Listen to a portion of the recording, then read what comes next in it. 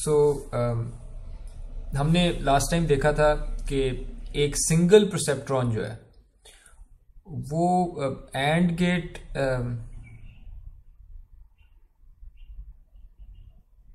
तो कर लेता है, और गेट को भी कर लेता है, लेकिन एक्सक्लूसिव और गेट को नहीं कर लेता।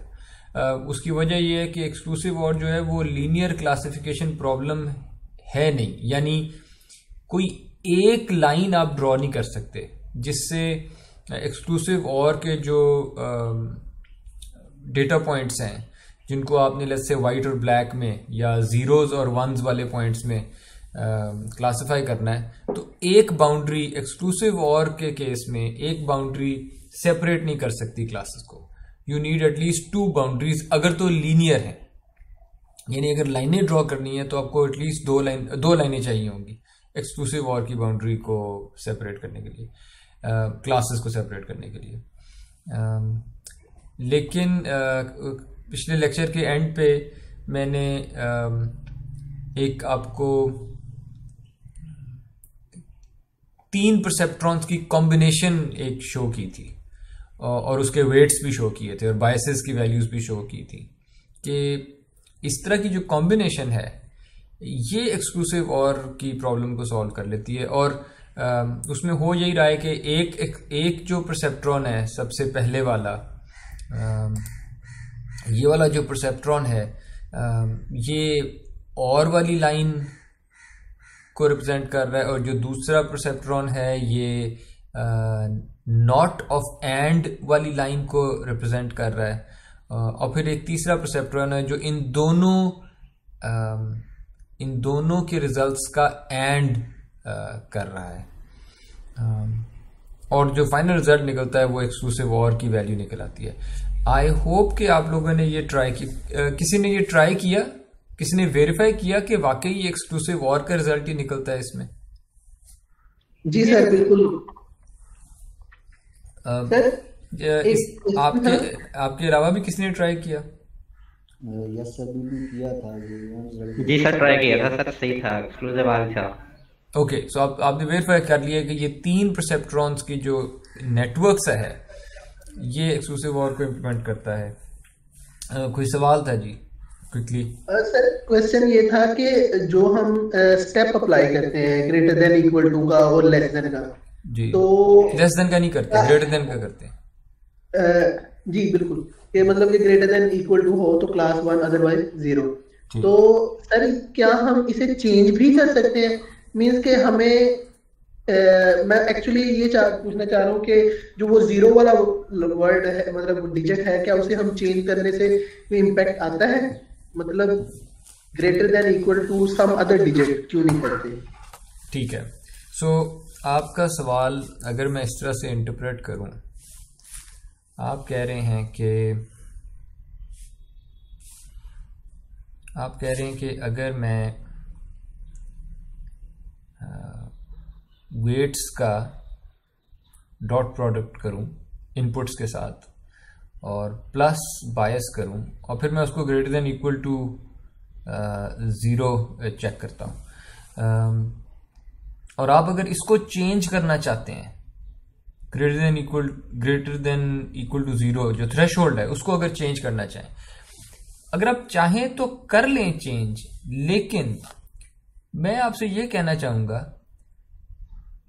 कि वो सारा काम जो आप 0 को चेंज करके करते हैं ना, वो सारा काम यहां पे बायस की वैल्यू के साथ खेल के भी किया जा सकता है, और देखा जाए तो बायस ही है जो शायद थ्रेशोल्ड को कंट्रोल कर रहा है। यानी अगर आप इसको इस तरह से देख लें, W transpose X is greater than equal to -B, क्या ये दोनों एक ही बातें नहीं लिखी हुई? बिल्कुल बिल्कुल समझ आ गया। इसका मतलब है आपका जो थ्रेशोल्ड है वो बायस ही है जो कंट्रोल कर रहा है। यानी आपका परसेप्ट्रॉन फायर कर लेगा अगर W transpose X plus B 0 से बड़ा है। इसको आप ऐसे भी कह सकते हैं कि आपका परसेप्ट्रॉन फायर करेगा अगर W ट्रांसपोज X -B से बड़ा है। It's the same thing.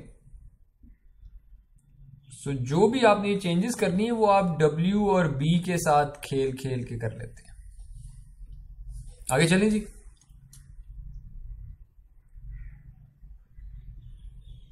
Ji sir. Okay, आज के लेक्चर में हमने ये देखना है कि परसेप्ट्रॉन्स ने ये एक्सक्लूसिव ऑर को तो इम्प्लीमेंट कर दिया था, लेकिन एक परसेप्ट्रॉन ने नहीं, एक combination of perceptron. In fact there were 2 layers of perceptrons here. तो इसको मुझे इजाजत दें, मैं अगर कह दूं मल्टी लेयर परसेप्ट्रॉन, ठीक है। आज हम ये देखेंगे कि जो मल्टी लेयर परसेप्ट्रॉन्स हैं, मल्टी लेयर परसेप्ट्रॉन्स, इनको MLPs भी कहते हैं, मल्टी लेयर परसेप्ट्रॉन्स, ये सब कुछ मॉडल कर सकते हैं, ये हर किस्म का फंक्शन मॉडल कर सकते हैं, ये कोई भी बूलियन फंक्शन मॉडल कर सकते हैं जिसमें आंसर 0 या 1 आना हो, ठीक है। कोई भी क्लासिफिकेशन बाउंड्री मॉडल कर सकते हैं, सिंपल सी हो, कॉम्प्लेक्स हो, लाइन की शेप में हो, सर्कल की शेप में हो, कर्व की शेप में हो, कोई भी क्लासिफिकेशन बाउंड्री ये उसको मॉडल कर सकते हैं। ये किसी भी कंटिन्यूअस फंक्शन को मॉडल कर सकते हैं। मसलन एक फंक्शन है, लेट्स से y = x², इसको मॉडल कर लेंगे, या कोई फंक्शन sin x है, इस तरह का, इसको मॉडल कर लेंगे, या कोई भी आर्बिट्रेरी फंक्शन है, इस तरह का फंक्शन है, कोई भी फंक्शन, इसको ही मॉडल कर लेंगे। So multilayer perceptrons can do everything. सबसे पहले देखते हैं कि ये बूलियन फंक्शंस को मॉडल कैसे कर सकते हैं, और क्या, और सारे बूलियन फंक्शंस को कैसे मॉडल कर सकते हैं। हमने ये पहले ही देख लिया था पिछले लेक्चर में कि एक सिंगल परसेप्ट्रॉन जो है वो एंड और नॉट गेट्स जो हैं वो तीनों को इम्प्लीमेंट कर देता है। ये लास्ट लेक्चर में हमने देखा था, और आई होप आपने ये वेरीफाई किए होंगे। और जितने भी बूलियन फंक्शंस हैं, they can be written using combinations of and, or and not. इसका मतलब है कि अगर हम कॉम्बिनेशंस ऑफ परसेप्ट्रॉन्स लें, यानी मल्टीलेयर परसेप्ट्रॉन्स, तो फिर हम सारे बूलियन फंक्शंस भी उनसे मॉडल कर लेंगे, ठीक है। ये बात क्लियर हुई? Since and or and not can be used to model any boolean function, and since and or and not can be represented using a perceptron, therefore combinations of perceptrons can be used to model any boolean function. तो ये तो proof बड़ा simple है। ये बात clear हुई? बिल्कुल sir. थोड़ा ऊंची बोलिएगा जी। सर क्लियर है बिल्कुल। ओके, शुक्रिया। लेकिन एक इशू है विड्थ का, एंड लेट्स सी कि विड्थ से हमारा क्या मतलब है, ठीक है। ये एक सादा सा बूलियन फंक्शन लेते हैं, यानी मेरा जो बूलियन फंक्शन है वो ये f है। f is my Boolean function, और f is a function of 3 variables. वो वेरिएबल्स भी बूलियन है, x, y और z, उनकी वैल्यू 0 होती है या 1 होती है। चूंकि मेरे पास 3 वेरिएबल्स हैं, तो मेरे पास जो टोटल कॉम्बिनेशंस होंगे वो 2 to the power 3, 8 कॉम्बिनेशंस होंगे। और सारे कॉम्बिनेशंस जो हैं उनकी हर एक पे जो वैल्यू है वो यहाँ इस टेबल आखिरी कॉलम में दी हुई है। ये उस फंक्शन की वैल्यूज है, ओके। और अगर ये 3 की बजाय अगर n होते इनपुट वेरिएबल्स, तो मेरे पास 2 to the power n combinations होते। There is something called a disjunctive normal form. वो इस पूरे ट्रूथ टेबल को रिप्रेजेंट करने की बजाय सिर्फ जहां पे फंक्शन की वैल्यू, फंक्शन ट्रू होता है, सिर्फ उनको मॉडल करता है। तो ये फंक्शन 4 कॉम्बिनेशंस ऐसे हैं जहां पे फंक्शन की वैल्यू ट्रू है। तो disjunctive normal form it only models the truth values. ये जो पहली वाली वैल्यू है, ये कहती है कि अगर x 0 है और y 0 है और z 1 है तो फिर आपको 1 आंसर देना चाहिए. Which means if x is false and y is false and z is true then f is true. ये जो पहली टर्म है ये भी यही कह रही है. फॉर एग्जाम्पल अगर x 0 है तो x कॉम्प्लीमेंट 1 हो जाएगा, and if y is 0 y complement जो है ये 1 हो जाएगा, एंड इफ z इज 1 तो ये 0 0 1 पे इस पूरी टर्म का जो आंसर है ये बेसिकली एंड गेट है. It's an and of x complement y complement and z. ये वाला एंड गेट 1 हो जाएगा अगर आप 0 0 और 1 पे आते हैं. एंड सिमिलरली ये बाकी चार जो थे इनकी जो एक्सप्रेशंस हैं वो इसी तरह बन जाती हैं कि अगर x 0 है, अगर y 1 है और z अगर 0 है तो ये टर्म 1 एंड 1 हो जाएगी, और ये भी 1 आ जाएगी. इनफैक्ट और ये बाकी दो भी इस तरह हैं, और इनमें से कोई एक टर्म भी अगर 1 हो गई तो यहां पे हम और कर रहे हैं प्लस करके, ठीक है. तो इट्स एन और ऑफ 4 एंड गेट्स, ठीक है. डिसजंक्टिव नॉर्मल फॉर्म ये करती है. इनमें से कोई एक भी 1 हो गया तो ये आंसर 1 आ जाएगा. यहां तक कोई सवाल? अस्सलाम वालेकुम सर. वालेकुम सर ये जो आप एंड कह रहे हैं यानी x प्राइम y प्राइम के बीच में जी. और फिर y प्राइम और z के बीच में, तो ये और नहीं है? बिकॉज एंड तो only it's positive only when both inputs are 1. नहीं. If x is 0 x complement क्या होगा? मैं समझ गया, क्लियर होगी. Thank you sir. राइट. यानी इस 0 पे x कॉम्प्लीमेंट 1 हो जाएगा, और y अगर 0 है तो ये y कॉम्प्लीमेंट 1 हो जाएगा, और z पहले ही 1 है. अब अगर मैं एंड करूं तो 1 into 1 and 1 and 1 तो 1 आ जाएगा, और इसी तरह ये बाकी सारी टर्म्स, ठीक है. जी सर, थैंक यू. तो डिस्जंक्टिव नॉर्मल फॉर्म सिर्फ ट्रूथ वैल्यूज को मॉडल करती है, और जो डिस्जंक्टिव नॉर्मल फॉर्म है ये असल में it's just an OR of AND gates, and we know कि परसेप्ट्रॉन्स के थ्रू AND gates भी बन जाते हैं, और फिर उन AND gates के ऊपर सेकेंड लेयर में एक OR लगाना होगा. मल्टी लेयर परसेप्ट्रॉन की तरफ जा रहे हैं हम. वैसे बाय द वे ये डिस्टिंक्टिव नॉर्मल फॉर्म आप लोगों ने पढ़ी हुई है? कभी ना कभी पढ़ी होगी.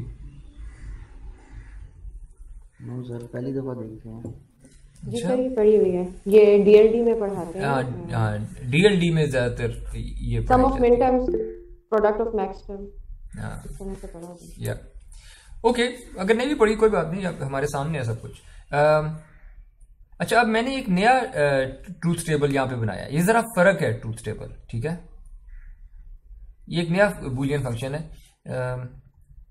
ये इस बूलियन फंक्शन को हम इस ट्रूथ टेबल के तौर पे भी देख सकते हैं, और इसका कार्नो मैप भी बना सकते हैं हम. इसको के मैप भी आपने सुना होगा कभी, कार्नो मैप. और ये आप नोट कर लीजिएगा, ये फंक्शन 5 जगहों पे 1 था.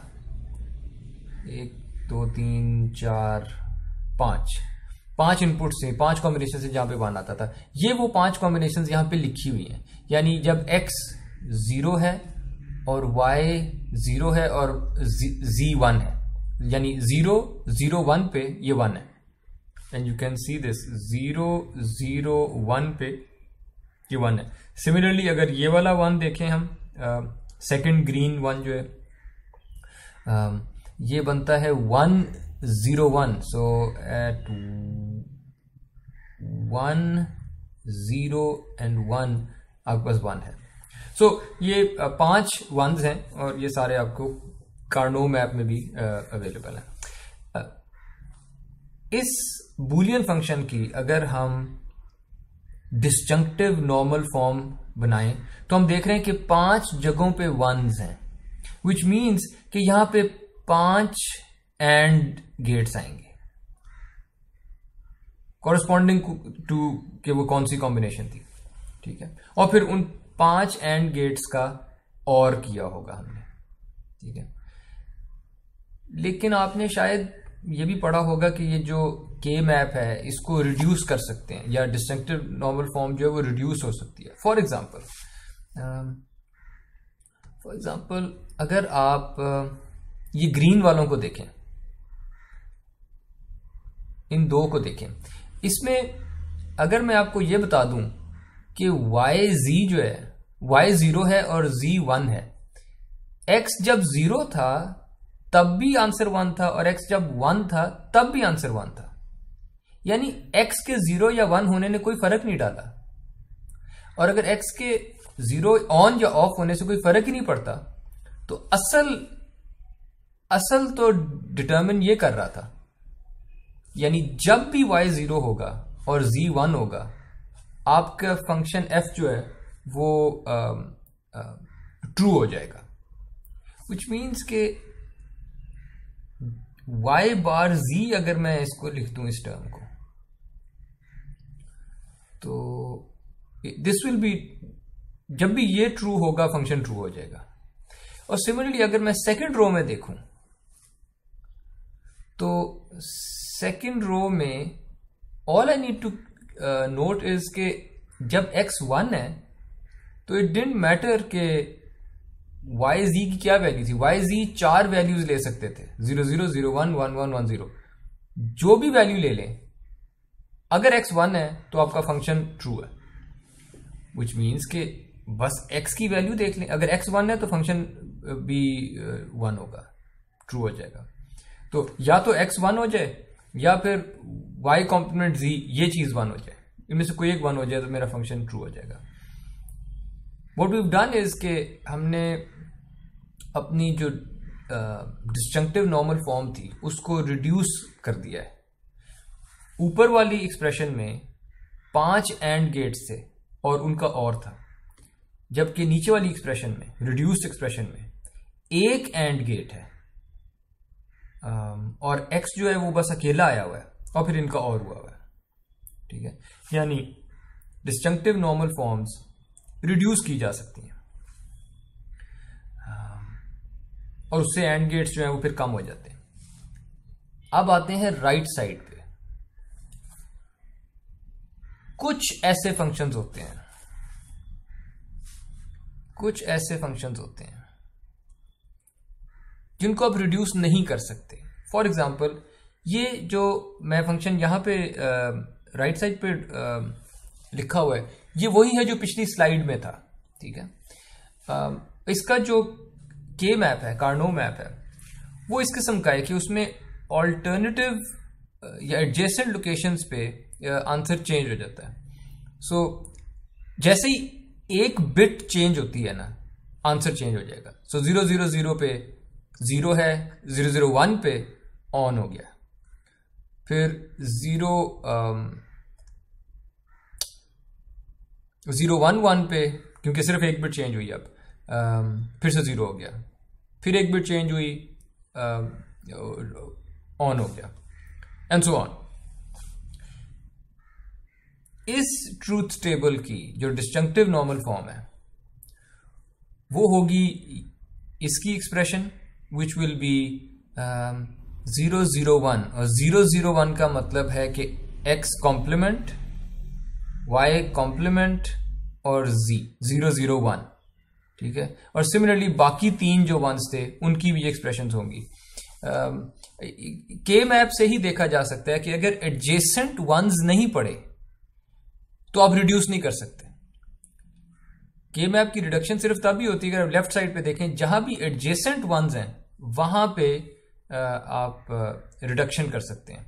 लेकिन इस तरह के बूलियन फंक्शन में जहां पे के मैप में एडजेसेंट वंस नहीं पड़े, आप रिडक्शन नहीं कर सकते, विच मीन्स कि आपके पास ये एंड गेट्स इंप्लीमेंट करने ही पड़ने हैं आपको, 4 एंड गेट्स इस केस में, और फिर उनका एक और होगा। जो असल बात मैं कहना चाह रहा हूं यहां पे वो ये है कि मैक्सिमम यानी जो बिल्कुल इररिड्यूसिबल डीएनएफ है, जिसके अंदर मैक्सिमम एंड गेट्स आपको इस्तेमाल करने पड़ जाएंगे, उसका जो के मैप है उसमें ऑल्टरनेटिंग वंस होते हैं, यानी एडजेसेंट नहीं होते। इसका मतलब है कि आधे वंस होते हैं और आधे जीरोज होते हैं, और हर वन के कॉरस्पॉन्डिंग एक एंड गेट आएगा। Total combinations 2 to the power n होते हैं, जिनमें से आधे जो हैं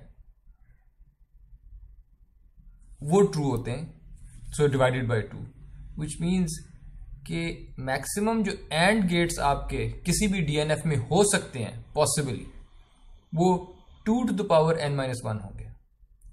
यानी आपको इतने and gates at max, worst case at max, आपको इतने एंड गेट्स रखने पड़ेंगे। ठीक है, यहां तक कोई कंफ्यूजन, कोई सवाल?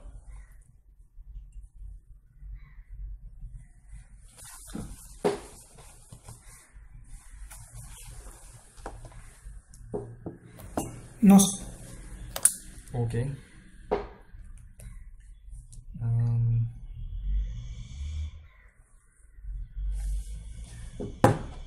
आगे चलते हैं फिर। सो हमने ये देख लिया कि किसी भी बूलियन फंक्शन में जो मैक्सिमम पॉसिबल एंड गेट्स आपके होंगे डिस्टिंक्टिव नॉर्मल फॉर्म में, इररिड्यूसिबल, वो 2 to the power n-1 होंगे, यानी जितने कॉम्बिनेशंस हैं उनका आधा। हम ये पहले ही देख चुके हैं कि एक एंड गेट जो है ये एक परसेप्ट्रॉन से इंप्लीमेंट हो जाता है। 1 perceptron can implement 1 and gate. इसका मतलब है कि बूलियन फंक्शन को इंप्लीमेंट करने के लिए जो आपके पास यहां पे एंड गेट्स बन रहे थे, ये एंड गेट्स थे 2 to the power n-1। हर एंड गेट एक परसेप्ट्रॉन से इंप्लीमेंट हो रहा है, और फिर उनके बाद में उन एंड गेट्स का आप और करते हैं। ठीक है, which is one more perceptron, क्योंकि और भी एक परसेप्ट्रॉन से हो जाता है, और फिर आपकी आउटपुट निकल आती है, और यहां पे आपकी कोई इनपुट वेरिएबल्स होंगे। सो इनपुट्स होंगी, किधर गया? सो इनपुट्स आपकी 9 इनपुट्स होंगी, x1 कह देते हैं, x1 x2 dot xn, right. अगर n इनपुट्स थी तो and gets 2 to the power n-1 होंगे मैक्सिमम, और फिर एक और गेट के लिए परसेप्ट्रॉन होगा। इसको, ये जो बीच में एंड गेट्स आए हैं ना, दिस इज अ लेयर। इसी तरह ये भी एक लेयर है, इसी तरह इसको इनपुट को भी अगर आप लेयर कहना चाहते हैं तो इनपुट को भी लेयर कहते हैं, पर जनरली हम इनपुट के बाद वालों को अगर लेयर कहें तो इसको हिडन लेयर कहते हैं, क्योंकि आपके पास तो इनपुट्स आप डालते हैं और आउटपुट आप देख लेते हैं, तो इसको हिडन लेयर कह देते हैं। हमने फिलहाल ये देख लिया है कि एक बूलियन, किसी भी बूलियन फंक्शन को इंप्लीमेंट कर सकते हैं परसेप्ट्रॉन्स, क्योंकि वो एंड और नॉट को इंप्लीमेंट कर देते हैं, उनके कॉम्बिनेशन से कोई भी बूलियन फंक्शन इंप्लीमेंट हो जाएगा। लेकिन उसको इंप्लीमेंट करने में हिडन लेयर में जो एंड गेट्स चाहिए वो एक्सपोनेंशियल है। The number of perceptrons that you need in the hidden layer comes out to be 2 to the power n-1 in the worst case. ठीक है, so it's exponential in n. ठीक है, so let's summarize. Any Boolean function in n variables can be modeled by a multi-layer perceptron using only one hidden layer. So this was the good news really. ये जो पहली line थी, this was the good news that you can model any Boolean function in n variables. This was also good news using only one hidden layer. This was also good news. But the width of the hidden layer, और ये मैं width का लफ्ज़ use कर रहा था पहले. This is what I mean by width. The number of perceptrons in that layer. ठीक है? And this is bad news. This is bad news के the width of the hidden layer is exponential 2 to the power n minus 1 in the number of variables,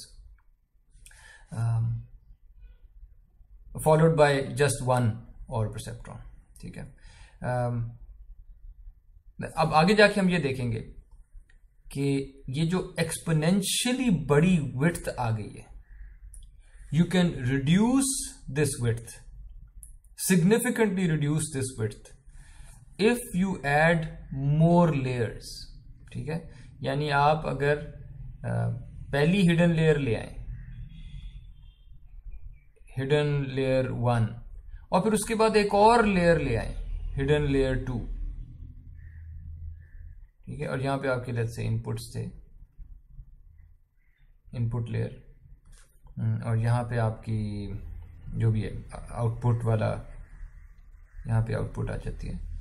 if you add more hidden layers, तो आप अपनी जो width थी, जो exponential थी, उसको बहुत कम कर सकते हैं.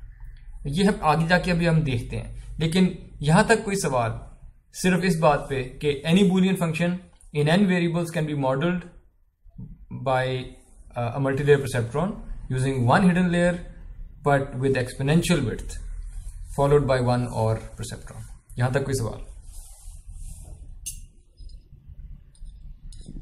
अस्सलाम वालेकुम सर. वालेकुम सलाम. सर इस फिगर में जो आपने बनाई, इसमें स्टेप फंक्शन कैसे आएगा? और पीछे जो के मैप था वो जो आपने एक्सप्लेन किया, उसमें भी हम स्टेप फंक्शन को कैसे इंटीग्रेट करेंगे? Whenever I say कि perceptron है, it means कि उसके अंदर स्टेप फंक्शन मौजूद है. Yes, ठीक है सर. So for example, जब यहां पे मैं and और नॉट गेट्स दिखाता हूं, तो इसकी एक्सप्रेशन लिख लेते हैं, and गेट की. इसकी एक्सप्रेशन है वेट इसका 1 है, W1 is 1, so it's 1 times x1 plus this दूसरे इनपुट का भी वेट 1 है, प्लस 1 times x2 प्लस बायस की इनपुट तो हमेशा 1 ही आ रही होती है, 1 मल्टीप्लाइड बाय बायस की वैल्यू -2. और फिर इस एक्सप्रेशन को आप थ्रेशोल्ड करते हैं 0 से. यानी ये जो यूनिट बना हुआ है, ये असल में 0 के साथ थ्रेशोल्ड कर रहा है. ठीक है सर. अगर मैं ऐसे लिख देता हूं यहां पे. ठीक है? तो whenever we say a perceptron, it means कि उसके अपने कोई वेट्स हैं, और फिर वो वेट्स से डॉट प्रोडक्ट करके बायस ऐड करके 0 के ऊपर थ्रेशोल्ड कर रहा है. और वाला भी यही काम कर रहा होगा, ये भी 0 के ऊपर थ्रेशोल्ड कर रहा है, लेकिन इसके वेट्स तो वही हैं 1 और 1, लेकिन इसका बायस -1 है, एंड का बायस -2 था. सिमिलरली नॉट गेट जो है वो भी उसका एक ही इनपुट होता है, वो यूनरी होता है, तो इनपुट ही एक है, उसको -1 से मल्टीप्लाई करता है. बायस उसको नहीं चाहिए, वो 0 से मल्टीप्लाई करता है, या बायस चाहिए, बायस की वैल्यू 0 चाहिए उसे, और वो भी 0 पे थ्रेशोल्ड करता है. ओके जी सर, ठीक है, थैंक यू. ओके, अब देखते हैं कि लेयर्स ऐड करने से हम किस तरह से वो जो एक्सपोनेंशियली ज्यादा न्यूरॉन्स हैं हिडन लेयर में, उसे कम कर सकते हैं. हमने ये देखा कि actually may be you noticed कि ये जो फंक्शन f जिसके इतने सारे उसके एंड गेट्स चाहिए थे, वो असल में एक्सक्लूसिव और का फंक्शन था. Let's go back and verify this.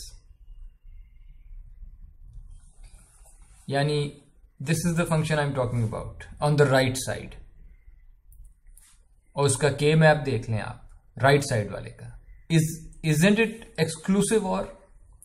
Exclusive or की डेफिनेशन होती है, if I am not mistaken, odd number of ones. Odd number of ones.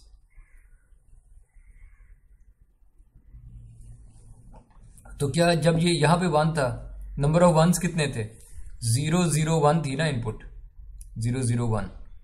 तो there was only 1 1 in the input 0 0 1 पे. ठीक है, या यहां से देख लेते हैं. जब ये 1 हुआ है, सो यू हैड 0 0 1. फिर यहां पे 1 हुआ है, यू ओनली हैड 1 1 0 1 0. जब आपके पास यहाँ 0 1 1 आया था, you had even number of ones. So exclusive or ने कहा नहीं, देर 0 आएगा आंसर. यहाँ पे 1 हुआ है, फिर ऑड नंबर ऑफ वंस. फिर यहाँ पे हुआ है 1, and once again you have 3 ones which is odd number of ones. So ये एक्सक्लूसिव और था असल में. लेकिन सर जो लेफ्ट साइड पे हमारे पास टेबल है, उसमें कुछ एग्जांपल्स हैं जिसमें हमारे पास इवन नंबर ऑफ वंस भी हैं. वो एक्सक्लूसिव और है भी नहीं.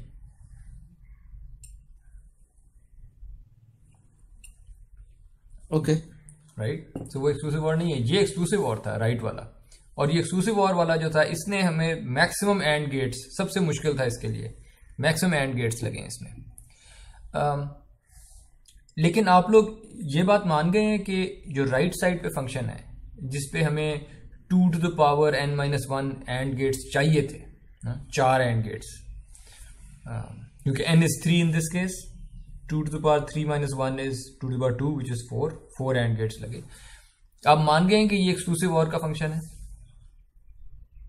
जी सर, बिल्कुल. ओके, फिर वापस आते हैं. तो एक्सक्लूसिव और का जो फंक्शन है, अच्छा जस्ट टू रिकैप, एक्सक्लूसिव और का फंक्शन जो हमने बनाया था, उसमें हमें इतने एंड गेट्स चाहिए थे, यानी इतने एंड को इम्प्लीमेंट करने वाले परसेप्ट्रॉन्स चाहिए थे, और उन सारों के बाद एक और गेट चाहिए था. दैट्स वाई इतने परसेप्ट्रॉन्स चाहिए थे, 2 to the power n-1 plus 1. अगर तो हम 2 लेयर्स में ही काम करते थे. 2 का मतलब है एक हिडन लेयर और फिर एक आउटपुट लेयर. सही. मैं यहां स्पेसिफाई कर देता हूं, एक हिडन लेयर थी और फिर एक आउटपुट की लेयर थी.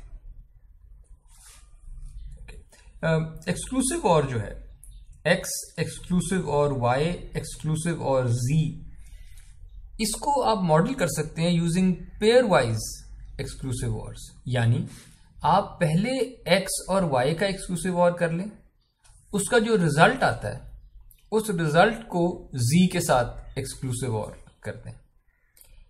ये जो हमने पेयर वाइज लिखा है, ये असल में आपने एक डीप MLP बना दिया है, डीप मल्टीलेयर परसेप्ट्रॉन.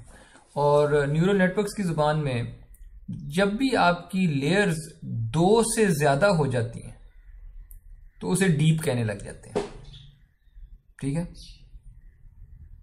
जैसे ही आपकी लेयर्स, मसलन अगर मैं 2 हिडन लेयर्स कर दूं और एक आउटपुट लेयर, तो दैट्स 3 लेयर्स. इसको डीप कहेंगे टेक्निकली. लेट्स लुक एट ये जो डीप मल्टीलेयर परसेप्ट्रॉन, जिसमें एक्स और वाई का एक्सक्लूसिव और पहले करना है और उसके रिजल्ट को फिर जी के साथ एक्सक्लूसिव और करना है.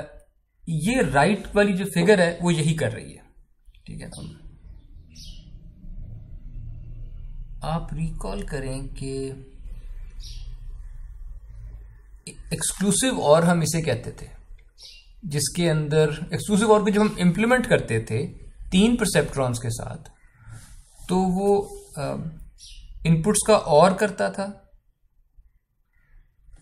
और इनपुट्स का नॉट एंड करता था और फिर उन दोनों के रिजल्ट को एंड कर लेता था. तो ये 3 परसेप्ट्रॉन्स थे. लेकिन पहली लेयर में जो परसेप्ट्रॉन्स थे वो और नैंड करते थे. सेकेंड लेयर में फिर एंड होता था उनका. तो ये आपका पहला एक्सक्लूसिव और है जो एक्स और वाई पे अप्लाई हो रहा है।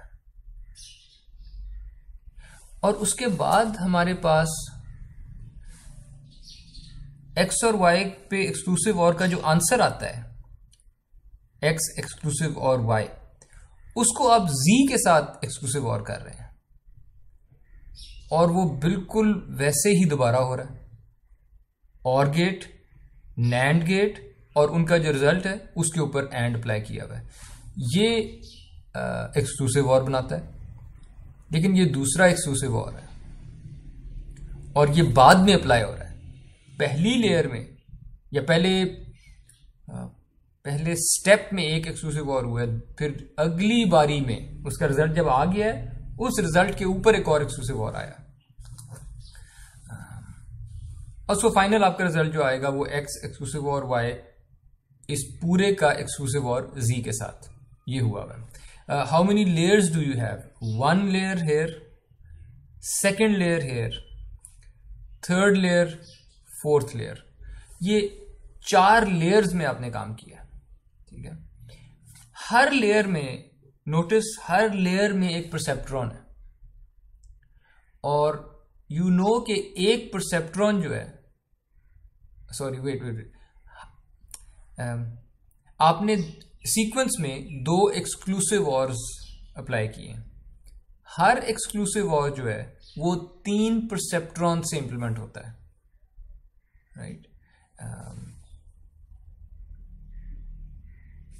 और अगर आपके पास वेरिएबल्स हैं, मैं ज़रा एग्जांपल को ज़रा एक्सपैंड करने लगा हूँ। लेट्स से मेरे पास वेरिएबल्स थे x1, x2, x3 dot dot dot xn। मेरा आप लोगों से सवाल है कि अगर मैं पेयर वाइज एक्सक्लूसिव और करूं इन पे, पेयर वाइज, तो कितने एक्सक्लूसिव और होंगे? एनीवन? 3 n-1, क्योंकि एक एक्सक्लूसिव और इनमें होगा, ये पहला हो गया। फिर उनके रिजल्ट पे एक और एक्सक्लूसिव और होगा, ठीक है। ये दूसरा हो गया, ठीक है। And I will keep going और and it's you can verify कि ये n-1 एक्सक्लूसिव ऑर्स होंगे, ठीक है। क्योंकि अगर सिर्फ 2 ही होते, x1 x2 होते, तो 2 के केस में एक एक्सक्लूसिव और था, 3 के केस में 2 एक्सक्लूसिव ऑर्स थे, 4 के केस में 3 एक्सक्लूसिव ऑर्स थे, n के केस में n-1 एक्सक्लूसिव ऑर्स होंगे। और एक एक्सक्लूसिव और कितने परसेप्ट्रॉन्स लेता है? 3, which means कि आपके पास 3 into n-1 परसेप्ट्रॉन्स चाहिए होंगे आपको, ठीक है। So requires 3 into n-1 perceptrons, which is not exponential, which is linear in n, ठीक है। So आपको जो perceptrons चाहिए, you don't need an exponentially large number of perceptrons, वो 2 to the power n था। अब जो आपको perceptrons चाहिए वो 3 into n-1 है, that's just linear, ठीक है। So the lesson that we've learned here is that the number of perceptrons required in a single hidden layer that is exponential in n, यानी एक सिंगल हिडन लेयर वाला multilayer perceptron किसी भी Boolean function को, आप मुश्किल से मुश्किल बूलियन फंक्शन ले आए, सिंगल हिडन लेयर उसको इंप्लीमेंट कर लेगा। लेकिन उस हिडन लेयर के, एक हिडन लेयर के अंदर आपको जो नंबर ऑफ परसेप्ट्रॉन्स चाहिए होंगे वो एक्सपोनेंशियली ज्यादा होंगे, they will be exponential in the number of variables n। लेकिन अगर आप डीप मल्टीलेयर परसेप्ट्रॉन ले आए जिसपे आप सिंगल हिडन लेयर की बजाय एक लेयर और भी ऐड करने की इजाजत दें, 1, 2, 3 जितनी भी, तो आपके जो नंबर ऑफ परसेप्ट्रॉन्स हैं वो लीनियर हो जाते हैं in n. So it's a huge saving in computation अगर आप डीप नेटवर्क लेके आते हैं। यहां तक कोई सवाल?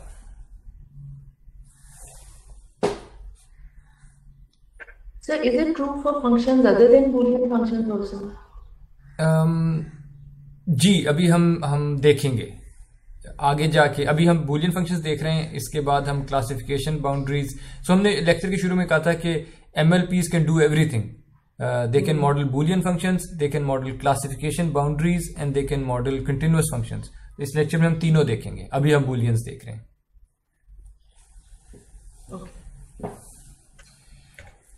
और कोई सवाल जी? आगे चलूं? सर क्वेश्चन है। जी जी पूछिए। तो यहाँ पे हमने एक XOR जो ऑपरेशन है वो परफॉर्म किया है बूलियन फंक्शन का। जी जी।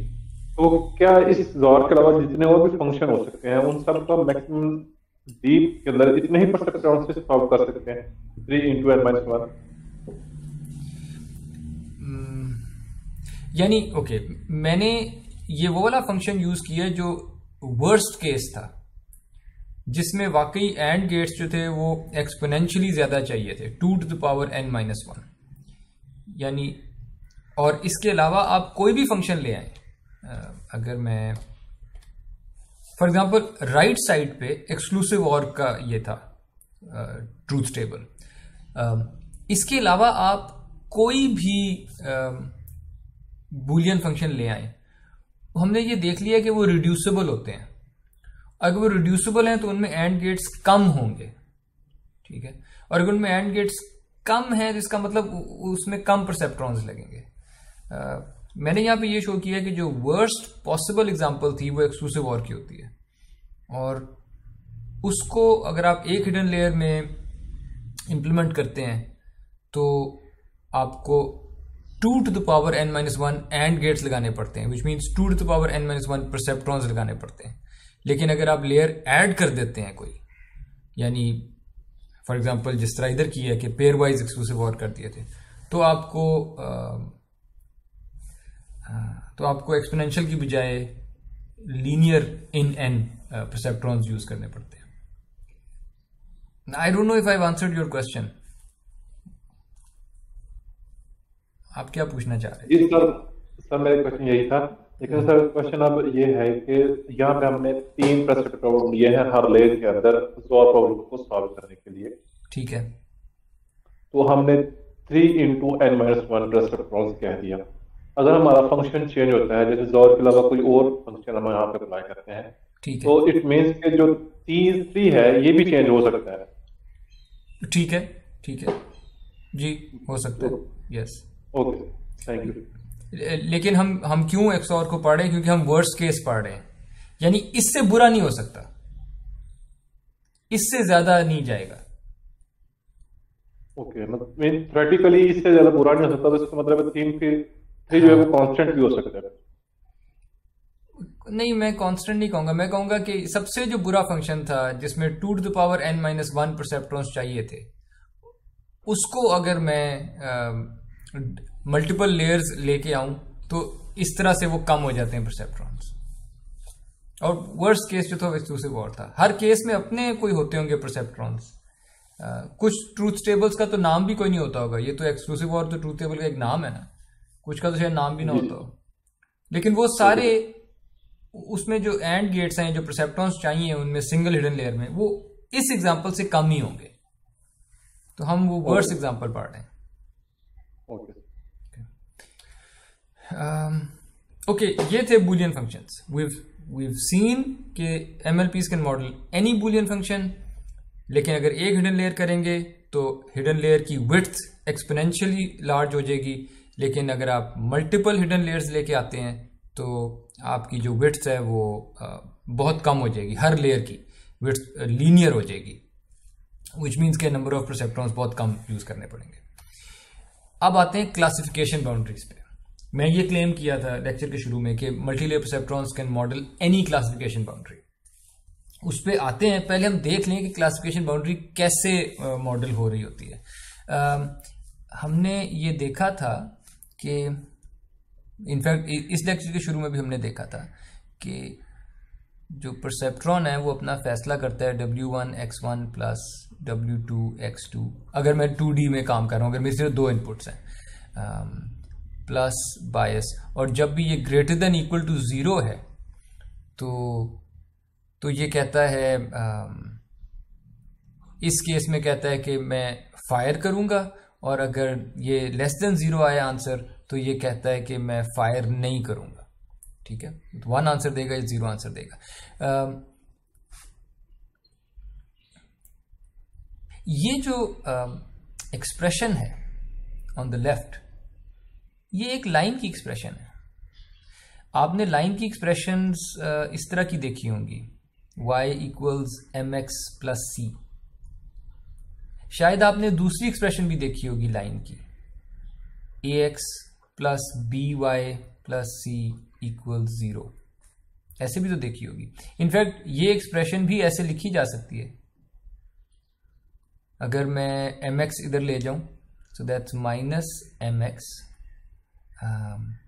प्लस y, तो 1 इंटू वाई कह देता हूँ, c इधर लिखा हुआ था माइनस कर देता हूँ, माइनस c इक्वल्स 0। तो ये जो माइनस m है, क्या ये a नहीं है? ये जो b जिसको ये आप कहते थे, ये 1 है यहाँ पे, और जिसको आप यहाँ पे c कहते हैं वो यहाँ पे लेट्स से माइनस c है। ठीक है, ये फर्क चीज है, सॉरी मैंने सेम सिंबल यूज कर दिया, पर ये फर्क चीज है। पॉइंट इज, लाइन की इक्वेशन आपने y equals mx plus c देखी होगी, ये भी लाइन की इक्वेशन ही है, ax plus by plus c, क्योंकि इसको आप इस तरह से रीअरेंज करके देख सकते हैं। ठीक है, जिसमें ये a है, ये b है और ये c है। तो ये जो परसेप्ट्रॉन की लेफ्ट पे टर्म है, ये भी तो वही लिखा हुआ है, a1 इंटू सॉरी a1 भी नहीं, ax1 plus bx2 plus c, अगर लाइन की इक्वेशन के तौर पे देखें। ठीक है, विच मीन्स के जो परसेप्ट्रॉन की डिसीजन बाउंड्री है वो इसलिए लाइन की शक्ल में आती है। ठीक है, और बाकी जो पॉइंट्स हैं जो लाइन पे नहीं लाए करते, उनमें कुछ पॉइंट्स ऐसे होंगे जिनमें इक्वेशन की वैल्यू ग्रेटर देन 0 होगी, और बाकी ऐसे पॉइंट्स होंगे जिनमें लेस देन 0 होगी। And that's how a single perceptron separates the input space, divides the input space into 2 regions. एक वो रीजन है जहां पे वो इक्वेशन की वैल्यू या एक्सप्रेशन की value greater than equal to 0 आ रही है, और दूसरा वो जहां पे लेस देन 0 आ रही है। कोई सवाल था जी? सर क्वेश्चन ये है कि एक्चुअली हम लोग मैप करते हैं सिंगल इंडिपेंडेंट वेरिएबल को सिंगल डिपेंडेंट वेरिएबल के साथ, वो तो हम पहले से देखते आए हैं। ठीक है, मगर जब हम 2 इंडिपेंडेंट वेरिएबल्स करते हैं, उसकी इंट्यूशन कैसी हो सकती है, और जब 3, 4 या 5 करें, इसमें थोड़ी सी कंफ्यूजन थी, क्योंकि लाइन हमने ड्रा करनी होती है ना ग्राफ के ऊपर, या हम कोई एक्स एक्सिस और वाई एक्सिस बना लेते हैं, तो x1 और x2 ड्रा करते हैं, तो इसकी रिक्वायर्ड आउटपुट कहाँ से, मतलब ये एक्चुअली तो फिर 3D में चला जाएगा, इस तरह का कोई सिनेरियो होगा, इसमें थोड़ी सी कंफ्यूजन थी। मतलब लाइन की इक्वेशन तो एक सिंगल वेरिएबल के साथ है, जब हम 2 वेरिएबल ऐड कर देते हैं, 3 कर देते हैं, ये 4 कर देते हैं, तब किस तरह की मतलब कि हमें विजुअली उसे समझना चाहिए या देखना चाहिए। लाइन की इक्वेशन जब आप इस तरह से देखते थे y equals mx plus c, तब आप यूजुअली आपका माइंड सोच रहा होता था 1 वेरिएबल, और वो 1 वेरिएबल कौन सा होता था? वो x होता था। ऐसा ही है ना? बिल्कुल ऐसे ही, बिल्कुल ऐसे ही। लेकिन आपको मैंने अभी शो किया है कि ये भी उसी लाइन की इक्वेशन है, ax plus by plus c, और इसके अंदर मे भी आपका दिमाग इस तरह से सोच ले कि ये 2 वेरिएबल्स थे, x भी था y भी था, मे बी। बिल्कुल। और ये ही वो एक्सप्रेशन है या ये वो फॉर्म है जो हम यहां पे यूज कर रहे हैं।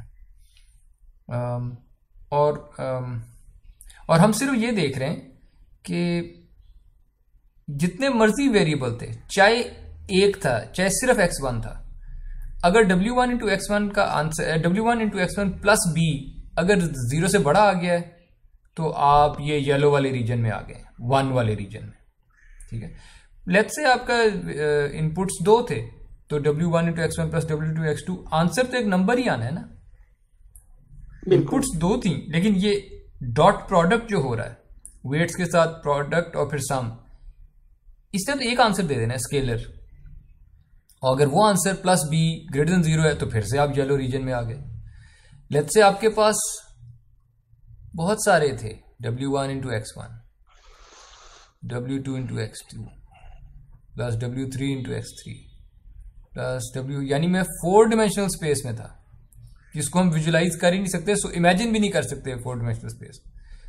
चलिए मे भी कर लें, 5 डिमेंशनल में चले जाते हैं, इसको तो इमेजिन नहीं कर सकते 5 डिमेंशनल स्पेस कैसी होती होगी। लेकिन ये आंसर स्केलर है, ये भी स्केलर है, ये भी स्केलर है, सारे तो स्केलर्स आंसर, ये पूरे का पूरा आंसर एक स्केलर है, इट्स जस्ट 1 नंबर, और उसके अंदर आप प्लस b कर लेते हैं और पूरा फिर से स्केलर है, और उस स्केलर वैल्यू को चेक कर लेते हैं ग्रेटर देन, अगर है ग्रेटर देन 0 तो आप येलो रीजन में, अगर लेस देन 0 है तो आप व्हाइट रीजन में, ठीक है। सर मींस के जैसे जैसे हम वेरिएबल्स बढ़ाते जाएंगे वैसे वैसे डायमेंशन बढ़ती जाएगी। डायमेंशंस बढ़ रही हैं, दैट इज ट्रू, लेकिन मगर लीनियरली सेपरेबल बाउंड्री वही रहेगी। वो बाउंड्री भी 2D के केस में वो लाइन नजर आ रही है, अगर 3D होती तो वो प्लेन होता एक, बिल्कुल ठीक है, और 4D में होते तो वो हाइपर प्लेन होता, हम उसको सोच ना सकते। पर लाइन की जो जनरलाइजेशन है 2D में वो लाइन नजर आती है, 3D में उसकी जनरलाइजेशन प्लेन होती है, और 4D में और हायर डिमेंशंस में लाइन की जनरलाइजेशन हाइपर प्लेन्स होते हैं। ठीक है, तो सर इट मींस के जब हम एक इंडिपेंडेंट वेरिएबल देंगे तो उसके अगेंस्ट हमें लाइन मिलेगी, मतलब हमें वो 2D में मिलेगा, और अगर 2 वेरिएबल देंगे तो उसके अगेंस्ट 3 डायमेंशन की आउटपुट मिलेगी, अगर हमने ड्रा करना हो तो। अगर ड्रॉ करना हो तो बिल्कुल, लेकिन अगर फैसला करना है ना, नोट करें, ड्रॉ करना है तो ठीक है, लाइन और प्लेन और इस तरह की चीजें, लेकिन अगर फैसला करना है तो फैसला एक स्केलर वैल्यू के ऊपर हो रहा है। बिल्कुल ठीक है, हमने फैसला ये देख के नहीं किया कि आप 2D में थे, 3D, 4D, 5D, 100 डिमेंशन में थे, मिलियन डिमेंशन में थे, जहां भी थे, मैंने आपके लिए एक नंबर कंप्यूट करना है, एक स्केलर वैल्यू, और उसको थ्रेशोल्ड करना है 0 से। ठीक, बिल्कुल ठीक। So you can work in any space that you want to work in. Okay, तो ये तो था लाइन से कुछ ऐसे पॉइंट्स जहां पे एक्सप्रेशन ग्रेटर देन इक्वल 0 है, उनको हम कहेंगे कि उन सारे पॉइंट्स पे परसेप्ट्रॉन फायर करेगा, और बाकी पॉइंट्स पे जहां लेस देन 0 आंसर आता है वहां पे परसेप्ट्रॉन सोता रहेगा, फायर नहीं करेगा। अब एक स्पेसिफिक एग्जांपल ले लेते हैं। मेरी जो डिसीजन बाउंड्री है वो यहां से गुजरती है, 1,0 से गुजरती है और 0,1, इन 2 पॉइंट से गुजरती है, ठीक है। इन 2 पॉइंट से गुजरने वाली जो लाइन है ना, इसका स्लोप -1 होगा, ठीक है। अगर हम अपने पुराने तरीके से चलें, y जो है वो मेरा x2 है, ठीक है, तो मैं इसमें कहूंगा कि y इक्वल्स टू, यानी x2 इक्वल्स स्लोप इसका -1 है, टाइम्स x जो कि x1 है, प्लस इंटरसेप्ट, इस लाइन का जो y इंटरसेप्ट है वो 1 है, ठीक है, +1। इसको अगर मैं रीअरेंज करूं तो इसका मतलब है x1 को इधर ले आता हूं, सो x1 प्लस x2, और 1 को भी इधर ले आता हूं, -1 इक्वल्स 0। ये इस ब्लैक लाइन की इक्वेशन है डिसीजन बाउंड्री की, ठीक है।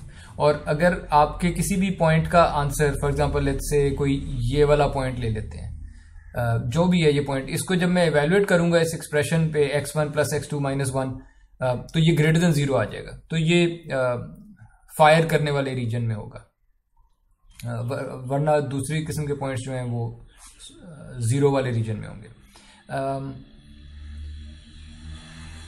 तो अगर ये है decision boundary x1 plus x2 minus 1 greater than equal 0, इसका मतलब है कि मेरे जो वो वाला मेरा परसेप्ट्रॉन जो इस तरह की क्लासिफिकेशन बाउंड्री को रिप्रेजेंट करेगा, उसमें W1 को आप 1 सेट कर दें, W2 को आप 1 सेट कर दें, क्योंकि यहां पे यही हो रहा है, W1 इंटू x1 1 है, W2 इंटू x2 वो भी W2 भी 1 है, और बायस जो है वो -1 सेट कर दें, हमने बायस यहां -1 सेट कर दिया, तो you will get this classification boundary. इस पे कोई कंफ्यूजन, कोई सवाल कि ये क्लासिफिकेशन बाउंड्री के W1 W2 और B इक्वल्स -1 ऐसे सेट कर दें तो ये वाली बाउंड्री आ जाएगी।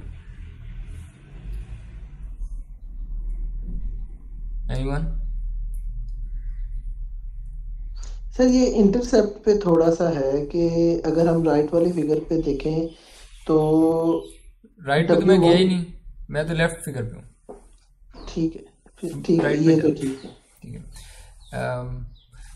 अब राइट वाली पे चले जाते हैं। राइट वाली पे लाइन वही है, राइट वाली फिगर में लाइन वही है, मैंने बिल्कुल चेंज नहीं की, ठीक है।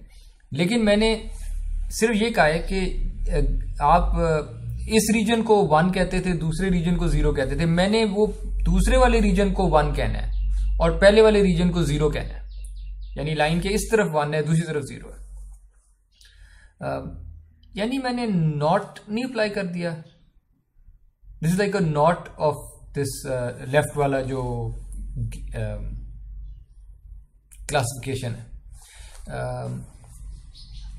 और अगर मैंने रीजन्स चेंज करने हैं तो वो ऐसे हो सकता है कि जैसे पहले वाला जो था ये x1, मैं लेफ्ट वाले की बात कर रहा हूं, ठीक है। लेफ्ट वाला जो है ये x1 प्लस x2 माइनस 1 इसके ग्रेटर देन इक्वल टू 0 पे फायर करता था। मैं चाहता हूं कि यहां ना फायर करे, इस पे ये उलट हो जाए काम, तो वो आसान है, वो मैं इधर माइनस लगा देता हूं कि जहां आप माइनस कर दूंगा तो बिल्कुल ये रीजन्स फ्लिप हो जाएंगे। और इसको अगर मैं खोल के लिखूं तो इसका आंसर होगा -x1 minus x2 plus 1 greater than equal to 0। ये जो एक्सप्रेशन है ये यहां लिखी हुई है, ये जब भी ग्रेटर देन इक्वल टू 0 होगा तो ये वाले रीजन के पॉइंट्स जो हैं वो 1 देंगे, बाकी जो हैं वो 0 देंगे। तो ये वाली रीजन भी मैं मॉडल कर सकता हूं by setting W1 equals -1, W2 equals -1 and bias equals 1, ठीक है। यहां पे ऐसे हुआ है -1 -1 और bias 1, ठीक है। तो बड़ी बेसिक एग्जांपल हमने देख ली है कि किसी भी रीजन को लाइन के देखें, एक लाइन के इर्द गिर्द 2 रीजन होते हैं, एक वो रीजन जहां पे वो ग्रेटर देन 0 है, फिर दूसरा रीजन जहां पे लेस देन 0 है पॉइंट्स। और हमने ये देख लिया कि दोनों किस्म के रीजन्स को अगर हम टारगेट करना चाहें तो हम कर सकते हैं। यहां तक कोई सवाल?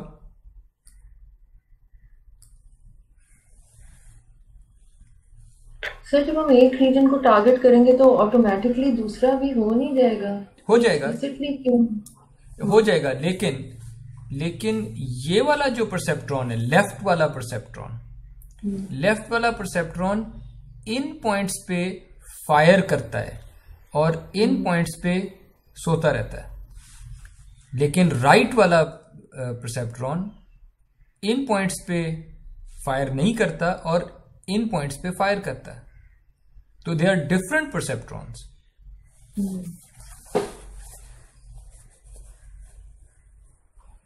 ठीक है, यानी अगर लेट्स से आप मेरे पास आए और आप मुझे कहें जी मुझे एक ऐसा परसेप्ट्रॉन दें जो ये इस लेफ्ट यानी इस वाले रीजन पे फायर करता हो जहां पे मेरा माउस है, तो मुझे ये वाला लेफ्ट वाला परसेप्ट्रॉन देना पड़ेगा।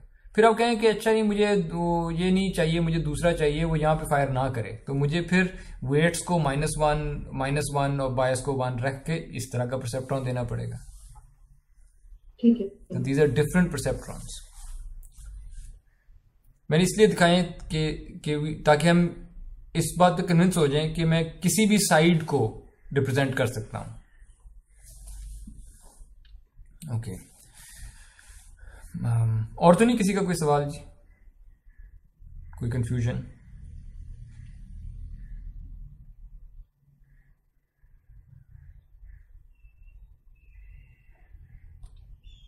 ओके, आगे चलता हूँ। अब हमने देखना है कि ये जो मल्टी लेयर परसेप्ट्रॉन्स हैं वो किसी भी क्लासिफिकेशन बाउंड्री को कैसे रिप्रेजेंट कर लेते हैं। सो इस केस में मेरे पास जो क्लासिफिकेशन बाउंड्री है वो ये येलो रीजन है, ठीक है। जो येलो रीजन है, इफ यू लुक केयरफुली, तो ये असल में 4 लाइन से रिप्रेजेंट हो रहा है, ठीक है। एक ये वाली लाइन है,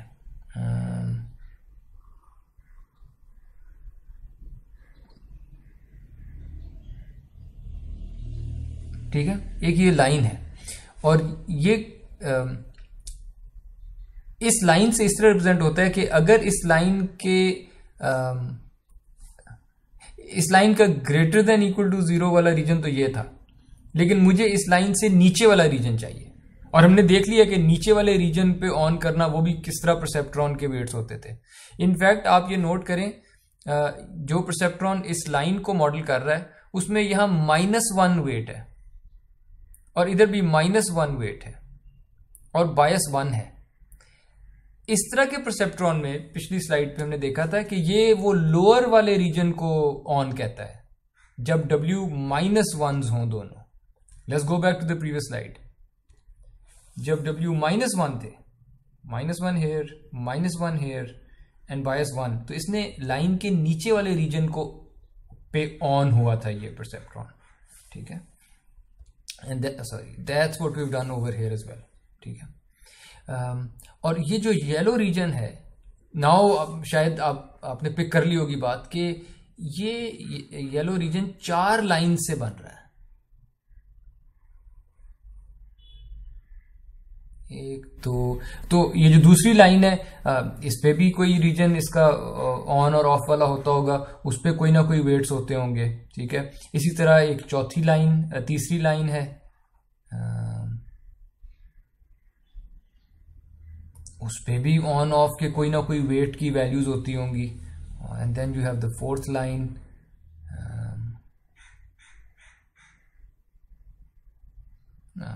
और उसके भी ऑन ऑफ के कोई वेट्स होते होंगे। तो ये 4 डिफरेंट लाइंस है। हम ये बात तो मान चुके हैं ना कि हम परसेप्ट्रॉन के वेट्स को चेंज करके कोई भी लाइन बना सकते हैं। मैं इसको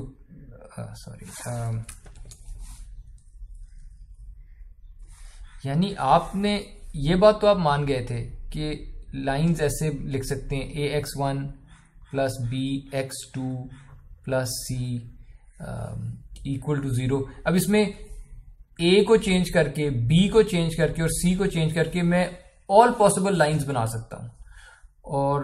और जो परसेप्ट्रॉन रिप्रेजेंट करता है वो W1 into X1 plus W2 into X2 plus bias करता है, विच मीन्स कि मैं W1 को चेंज करके, W2 को चेंज करके और बायस को चेंज करके ऑल पॉसिबल लाइंस बना सकता हूं। तो ये 4 लाइंस भी इसका मतलब मॉडल की जा सकती हैं, कोई भी लाइन बना सकता हूं मैं, ठीक है। और फिर लाइन के कौन से साइड को मैंने 1 कहना है और कौन सी साइड को मैंने 0 कहना है, वो सब कंट्रोल हो सकता है, ठीक है। तो हमने यही किया है, 4 लाइंस ली हैं और उनके रेलेवेंट वाले रीजन्स को हमने कहा है कि इन पे 1 कहो, और वो कहने के बाद इन चारों लाइंस के आंसर्स का एंड किया है, ठीक है। ये जो येलो रीजन है, येलो रीजन जो हमने मॉडल किया है, ये हमने 4 लीनियर क्लासिफायर लिए यानी परसेप्ट्रॉन्स, और उनको एंड कर दिया है। यानी फर्स्ट लाइन सेज कि मेरे ये 1 रीजन वाला पॉइंट है, सेकंड लाइन ऑल्सो सेज कि मेरे ये 1 रीजन वाला पॉइंट है, थर्ड लाइन ऑल्सो सेज मेरे 1 रीजन वाला पॉइंट है, फोर्थ लाइन ऑल्सो सेज ये मेरे 1 रीजन वाला पॉइंट है। तब जाके हम कहेंगे कि आप येलो रीजन के अंदर हैं, ठीक है। फॉर एग्जाम्पल अगर मैं यहां पे एक पॉइंट ले लूं,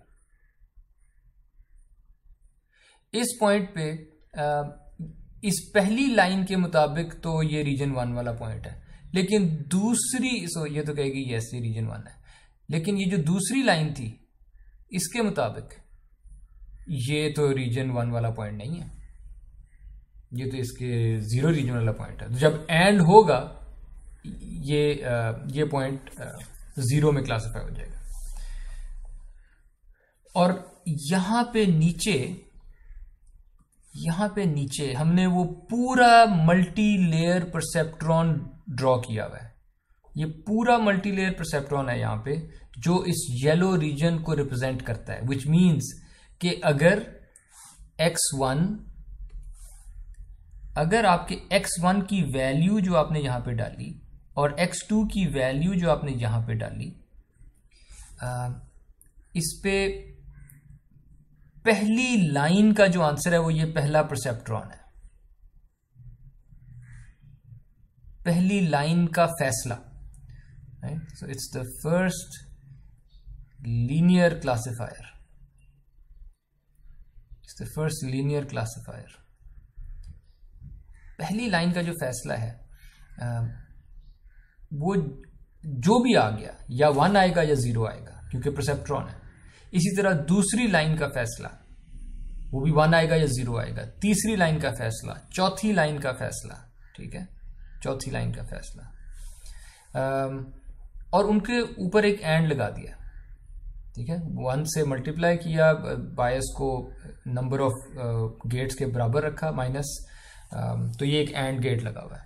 अगर सारी लाइंस कहती हैं कि जी हमारे ये 1s के रीजन का पॉइंट है, तो then the overall network also says कि ओके ये पॉइंट क्लासिफाई हो गया इन द येलो रीजन, वरना ये वाइट 0 रीजन होगा।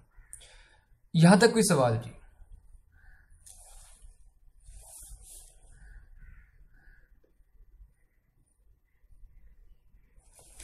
Any questions?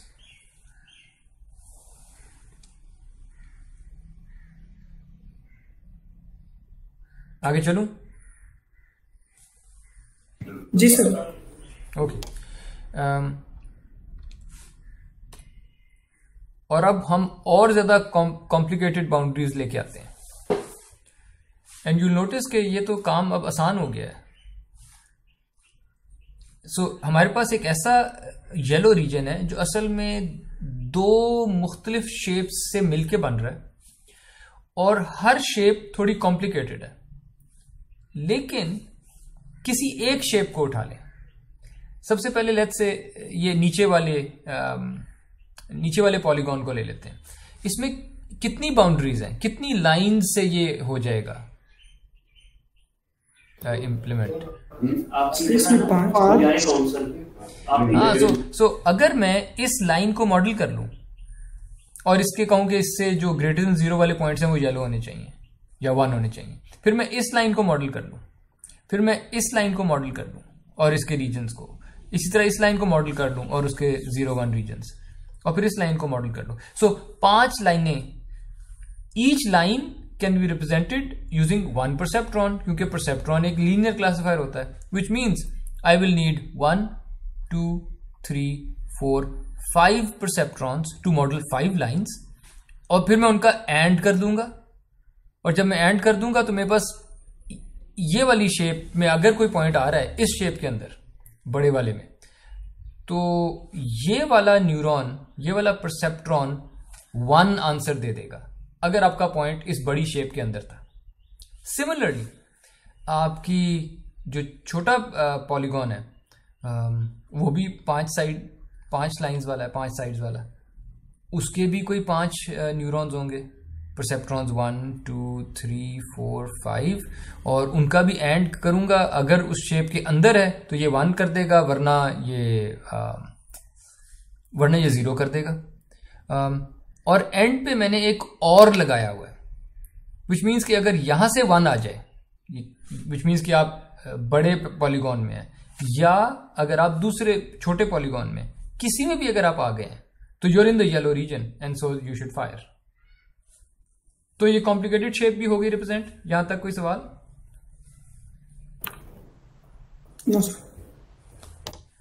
ग्रेट।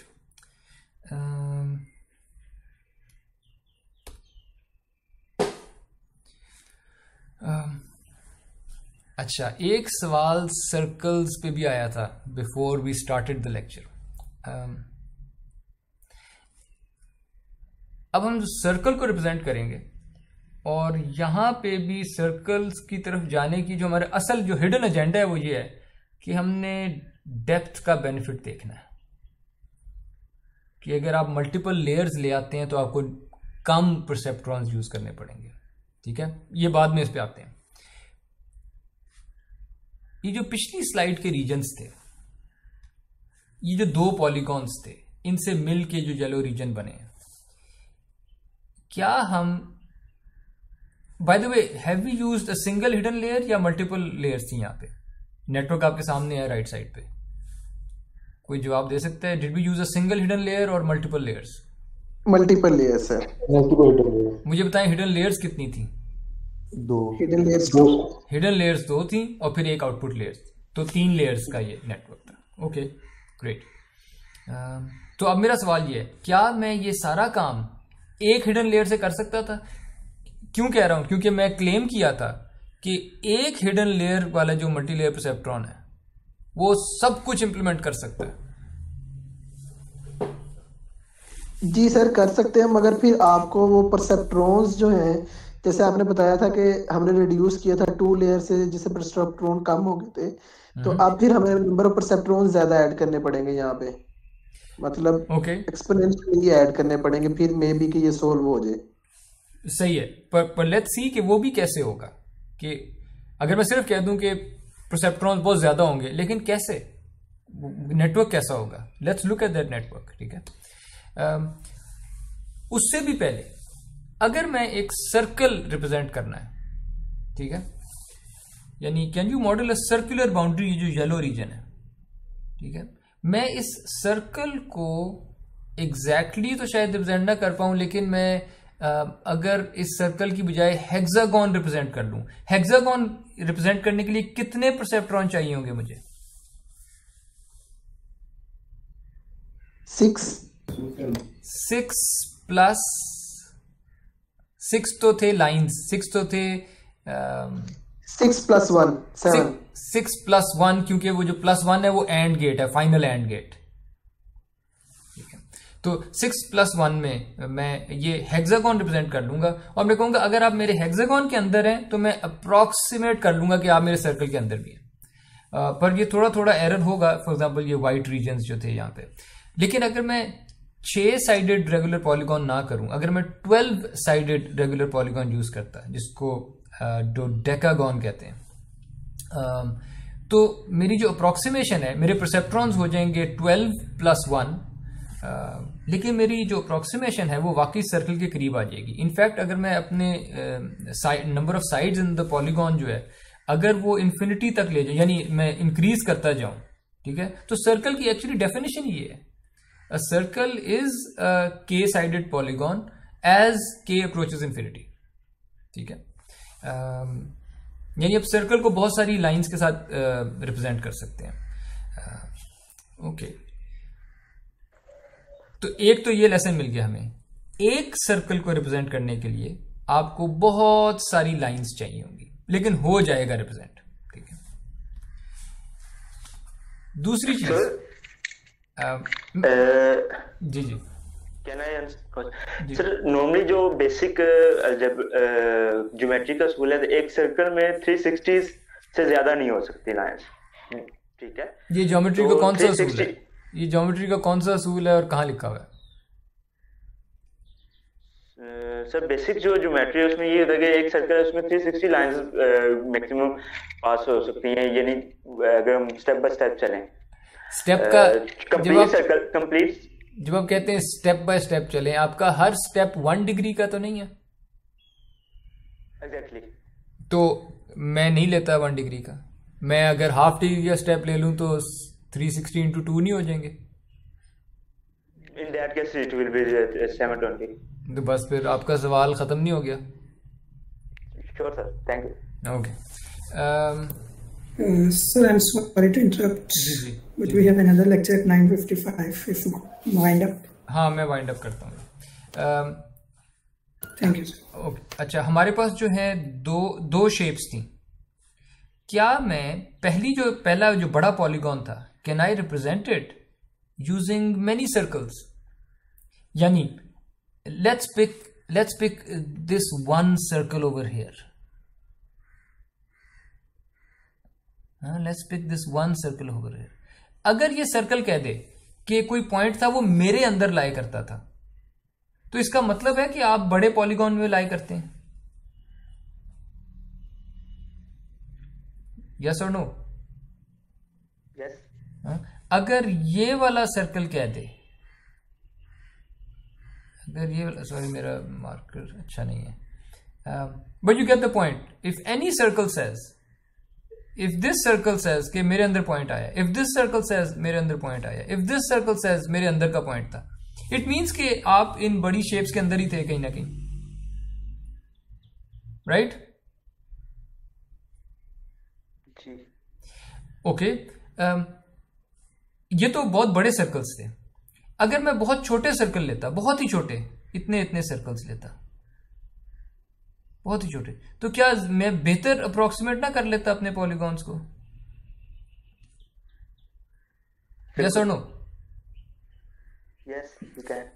विच मीन्स कि इन पॉलीगॉन्स को रिप्रेजेंट करने वाली जो मेरी अप्रोक्सीमेशन है, उसकी प्रिसीजन वुड हैव इंक्रीज्ड अगर मैं नंबर ऑफ सर्कल्स बढ़ा दिए होते, छोटे छोटे बहुत सारे सर्कल्स दिए होते. यानी as my number of circles increases, मेरी इन शेप्स की जो अप्रोक्सीमेशन है वो और ज्यादा अच्छी हो जाएगी.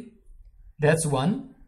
नंबर टू, कि हर एक सर्कल को अप्रोक्सीमेट करने के लिए जो मैं नंबर ऑफ लाइंस यूज कर रहा हूं, जो पिछली साइड से हमने सीखा है, वो भी अगर इंक्रीज करूं तो मेरी हर सर्कल की अप्रोक्सीमेशन भी बहुत अच्छी हो जाएगी. यस? बिल्कुल. And that tells us complexity high नहीं हो जाएगी हमारे मॉडल की? बिल्कुल, एब्सोल्युटली. लेकिन ये एक हिडन लेयर के अंदर हो जाएगा. सो मैं ये ग्रुप बनाने लगा हूं.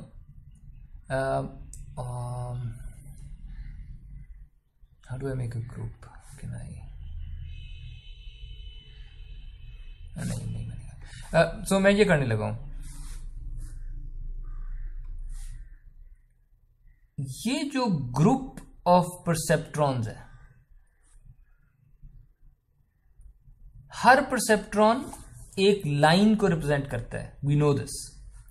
ये ग्रुप ऑफ परसेप्ट्रॉन्स वो तमाम लाइंस को रिप्रेजेंट कर रहे हैं जिनसे पहला सर्कल बनता होगा, सर्कल 1. इनमें से किसी एक को भी सर्कल 1 कहते हैं. ठीक है. ये कितने परसेप्ट्रॉन होने चाहिए? बहुत सारे परसेप्ट्रॉन्स होने चाहिए, बहुत सारे. ठीक है. यानी अगर मैं let's say I don't know L line से सर्कल बना रहा हूं, एल लाइन से मैं एक सर्कल बनाता हूं, तो I would want L to be very large, ताकि वो सर्कल 1 बहुत अच्छा रिप्रेजेंट हो जाए. ये जो दूसरा ग्रुप है ये किसी और सर्कल को बना रहा है, और इसमें भी I want a very large number of perceptrons, which means a very large number of lines, ताकि वो दूसरा छोटा सर्कल बहुत अच्छा रिप्रेजेंट हो जाए. तो ये तो हर सर्कल को रिप्रेजेंट करने के लिए मुझे बहुत ज्यादा परसेप्ट्रॉन्स चाहिए. लेकिन मेरे पास हर 2 शेप्स हैं, हर शेप को रिप्रेजेंट करने के लिए मुझे बहुत सारे सर्कल्स भी चाहिए.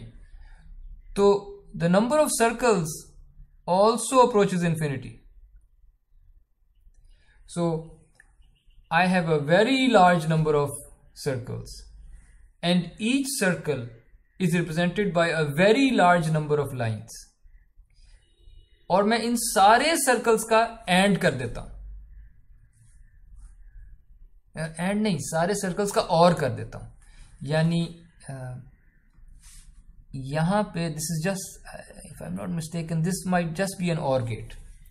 It's an OR gate of an it's an OR gate of an exponentially large number of circles, where each circle is represented using an exponentially large number of perceptrons.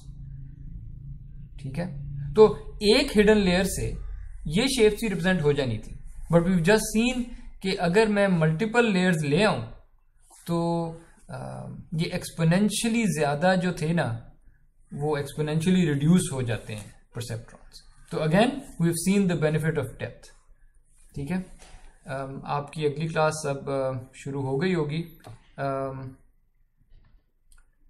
Okay, और यहाँ पे हमारा classification boundaries का भी जो material cover करना था वो कवर हो गया है। Next time so far we have looked at boolean functions के वो रिप्रेजेंट हो जाते हैं, we have looked at classification boundaries कि वो भी रिप्रेजेंट हो जाएंगी, और दोनों के केस में वी हैव सीन कि if you use one single hidden layer तो सब कुछ रिप्रेजेंट हो जाएगा, but you need exponentially large number of perceptrons in that single hidden layer. अगर आप if you add depth, if you add more layers, तो आपके number of perceptrons exponentially reduce हो जाते हैं। With that I end the lecture. जिन लोगों ने जाना है please feel free to leave, अपनी अगली क्लास अटेंड करें। अगर कुछ लोगों के सवाल हैं तो आई एम अवेलेबल। सर मेरा क्वेश्चन ये है कि सॉरी टू इंटरप्ट, प्लीज जिन्होंने जाना है feel free to leave, class is over. ठीक है, आप वो बैठे न रहिएगा। जी आप बताइए सवाल। सर आपने लास्ट स्लाइड में प्रिसीजन का वर्ड यूज किया है, मतलब प्रिसीजन किस चीज को रिप्रेजेंट कर रही है यहाँ पे, कि वो जो चीज हमारी क्लास थी वो ना, मतलब इसमें थोड़ी सी है। प्रिसीजन से मेरा मतलब ये है कि अगर आप ये हेक्सागोन यूज करेंगे तो आप देख रहे हैं कि हेक्सागोन के अंदर कुछ सर्कल तो पूरे का पूरा आ ही रहा है हेक्सागोन के अंदर, पर कुछ वाइट रीजन भी आया हुआ है। तो ठीक है, तो हेक्सागोन तो कहेगा कि अगर व्हाइट रीजन में भी पॉइंट आ गए हैं, सर्कल ने कहना था मेरे अंदर नहीं है ये पॉइंट्स, पर हेक्सागोन कहेगा आप हैं इस सर्कल के अंदर, तो आपकी अप्रोक्सीमेशन थोड़ी बुरी है। ठीक है, लेकिन अगर आप ज्यादा लाइंस यूज करते हैं डोडेकागोन, तो अब अभी भी व्हाइट रीजन्स मौजूद हैं। अगर आप गौर से देखें या जूम करेंगे तो यू विल सी के व्हाइट रीजन्स मौजूद हैं। ठीक है, मतलब हेक्सागोन की निस्बत प्रिसीजन हाई हो गई यहाँ पे, आपकी अप्रोक्सीमेशन बेहतर हो गई है। उसको मैं कह रहा हूं कि आपकी अप्रोक्सीमेशन की जो प्रिसीजन है वो बेहतर हो गई है। ठीक है, आपकी अप्रोक्सीमेशन बेहतर हो गई है। I think now you can see some regions. बिल्कुल सर। हाँ, तो ये हमेशा होंगे, जितना मर्जी आप प्रिसाइज हो जाए, हमेशा कोई ना कोई वाइट रीजन तो होगा, पर वो कम से कम से कम से कम से कम होता रहेगा। ठीक है, और सर ये जो अपना हम परसेप्ट्रॉन के लिए स्टेप फंक्शन अप्लाई करते हैं जी, बिल्कुल same step function linear classifier के लिए भी यही है रिग्रेशन के केस में, मतलब ग्रेटर देन इक्वल टू का ही है या सिर्फ ग्रेटर देन का है?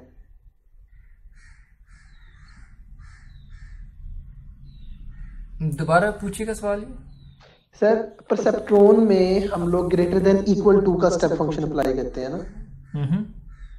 और क्या हम लोग जब हम लीनियर रिग्रेशन के अंदर जब जाते हैं जी, और उसे as a classification problem solve कर रहे होते हैं, मतलब बेस्ट फिट ही लाइन ड्रा कर रहे होते हैं ना, तो उसे ऊपर और नीचे, तो तब वहां पे स्टेप फंक्शन जो है सिर्फ यही same as it is use होगा, क्योंकि आपने कहा था कि रीटूर वाली स्लाइड के अंदर कि परसेप्ट्रॉन और लीनियर क्लासीफायर एक ही चीज है, जिसमें हम लॉस फंक्शन अप्लाई कर रहे होते थे, फिर उसके बाद हम दोबारा अगेन वेट्स को अपडेट कर रहे होते थे। सो हमारी जो आगे आने वाली स्लाइड्स हैं, जो मैं इस वक्त कवर नहीं कर सका, अगले लेक्चर में इंशाल्लाह कवर कर लेंगे, वो यही शो कर रही हैं कि परसेप्ट्रॉन के थ्रू, देखिए आपने नुक्ता बिल्कुल सही पकड़ा है कि परसेप्ट्रॉन अगर लीनियर क्लासिफायर है, अगर वो थ्रेशोल्ड करता है, तो वो ये कंटिन्यूअस फंक्शंस को, रिग्रेशन, इसको कैसे हैंडल करता होगा। तो अगली स्लाइड यही शो कर रही हैं कि ये थ्रेशोल्ड के बावजूद ये कंटिन्यूअस फंक्शंस को भी आप इससे इंप्लीमेंट कर सकते हैं। ये अगले लेक्चर में इंशाल्लाह हम कवर करेंगे। I wanted to cover it in this lecture, पर टाइम ज़्यादा लग गया समझाने में। और सर ये हमने ना नोट ऑफ एक्स, मतलब आपने ये बुलियन फंक्शन बनाए थे, not of X not of Y, तो हमने उसे कंबाइन करके नैंड कर दिया, तो जब भी हमें इस तरह का कोई बुलियन फंक्शन आएगा तो हमें इस तरह की ही अप्रोच लेके चलनी पड़ेगी, या अलग से एक्स को पहले एक परसेप्ट्रॉन के थ्रू करें, या एक ऐसा ही परसेप्ट्रॉन हो जो नोट ऑफ एक्स और फिर वाई मतलब नैंड को इकट्ठा इंप्लीमेंट कर दे। नहीं, ये तो डिपेंड करता है। अगर आपका फंक्शन है जिसने करना ही नॉट है तो तब क्या करेंगे? नैंड की तरफ तो नहीं जाएंगे, उसने तो करना ही नॉट था। बिल्कुल ठीक है, तब फिर सिंपल वही परसेप्ट्रॉन से वही एक काम लेंगे, फिर वो एक काम करेंगे। ठीक है सर, ठीक है। और कोई सवाल जी किसी का, कोई कंफ्यूजन, कोई कमेंट्स? Yes sir. सर जो डबल हेक्सागोन थी उसमें हमने आर गेट यूज किया था एंड रिजल्ट के लिए, इससे शायद पिछली स्लाइड थी। तो ये वाला है, ये वाली स्लाइड? हाँ, तो why we use or gate, and क्यों नहीं किया? ठीक है। अगर मैं आपसे कहूं, मैं बल्कि रेड पेन यूज करता हूं, अगर मैं आपसे कहूं कि मेरा पॉइंट ये वाला पॉइंट था, जी आपने इस रेड पॉइंट को अगर क्लासिफाई करना है तो आपने बताना है कि ये फायर करना है न्यूरॉन ने इस पे या नहीं करना। इस पॉइंट पे ये वाले पॉलीगॉन, बड़े वाले पॉलीगॉन का जो यहां से आंसर आ रहा है, ये आंसर क्या आ रहा होगा? इस वाले रेड पॉइंट पे जी वन भी हो सकता है, वन होगा, डेफिनेटली वन होगा। ओके, इस वाले रेड पॉइंट पे बड़े वाले पॉलीगॉन का आंसर, दो पॉलीगॉन है जिनके आंसर आ रहे हैं हमारे पास। जी बिल्कुल, एक बड़े वाले पॉलीगॉन का और एक छोटे वाले पॉलीगॉन का। जी बिल्कुल। क्या ये वाला रेड पॉइंट बड़े वाले पॉलीगॉन के अंदर है? नहीं, ये छोटे पॉलीगॉन के अंदर ही है। मैं अपना सवाल फिर से पूछता हूं, क्या ये रेड पॉइंट बड़े वाले पॉलीगॉन के अंदर है?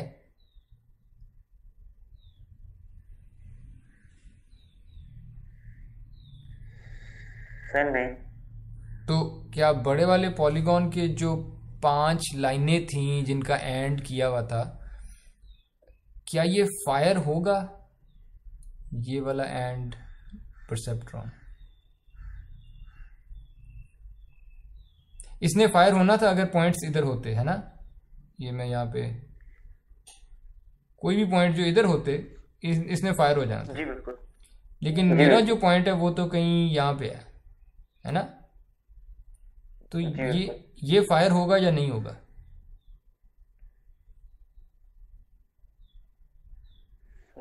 होना चाहिए।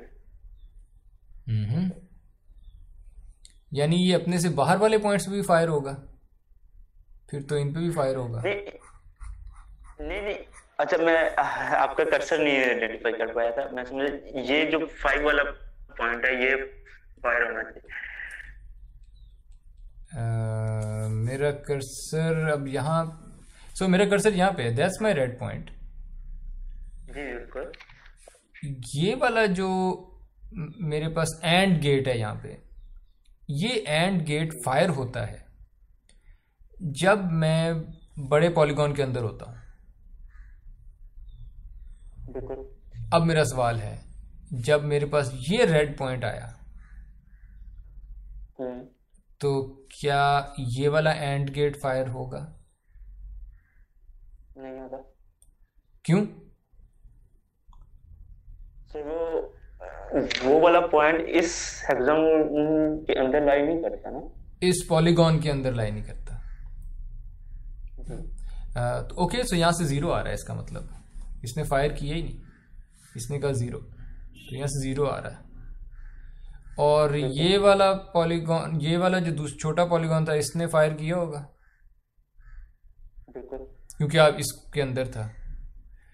ओके, तो अगर मैं यहां से 0 आ रहा है, यहां से 1 आ रहा है, तो और कर लिया, आंसर तो 1 आना चाहिए था ना इस तरह के पॉइंट पे।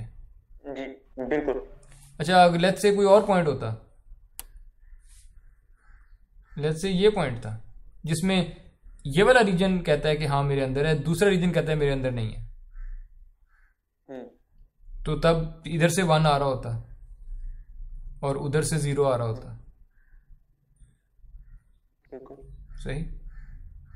देयरफॉर और ये भी हो सकता था कि हमारे पास कोई 3 किस्म के रीजन्स होते,